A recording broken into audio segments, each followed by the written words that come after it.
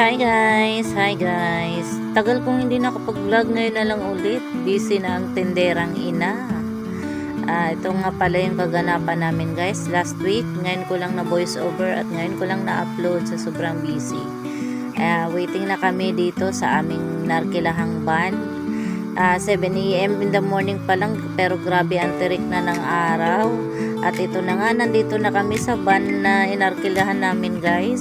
At ito, bakit naman ganiring? Grabe namang napakadami naman namin. Kala ko naman family outing, kala barangay outing. Pati yung kapitbahay nagsipagsamahan na. Parang kami naman lang tuloy ang nag-adjust. Tingnan mo yung family ko, mga nakatayo ng padidipim pamilya dahil hindi nga makaupo dahil sa sobrang dami namin. Grabe ka-stress guys. Sus, Ginoo Maria Joseph Char. And to cut the long story short, hindi ko na dinetails yung pagbibiyahe namin papunta rito sa Blue Rock Lagoon. Kasi nga, grabing siksikan kami, ang init sa loob ng van. Kaya, mga 1 hour din yung binyahe namin papunta rito. Dito lang pala yan guys, sa Montalban, Rizal. Ayan, at kung gusto nyo pumunta rito, mas maganda kung may service kayo guys. Kasi mahirap ang daan, sobra. Mahirap. Pero pagdating naman dito is worth it. Tingnan nyo naman guys. Oh, diba yung view, ang ganda niya. And sobrang dami rin naligo since summer nga naman. Kahit naman tag-ulan guys, marami pa rin naliligo dito eh.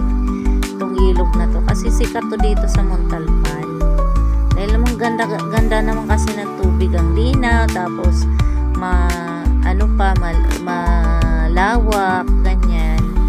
Kaya kung gusto nyo rin pumunta dito guys, mura lang yung entrance fee.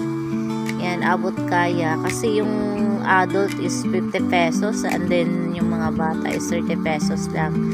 Tapos may cottage din sila dito guys na kung gusto nyo ng low-key, yung mamurahin lang, 300 yung bayad. Kagaya ng kinuha namin na cottage, 300 ang bayad.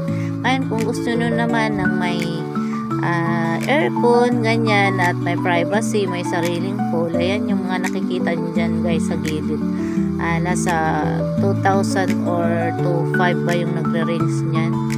Basta medyo pricey din siya, pero worth it naman din kasi may sarili talaga kayong lugar.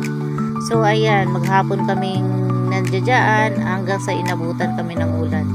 Grabe, summer na summer. Kanina sobrang init. Ngayon, grabe, umulan na. Bigla lang yan siya guys. Ano ba ito masasabi na to?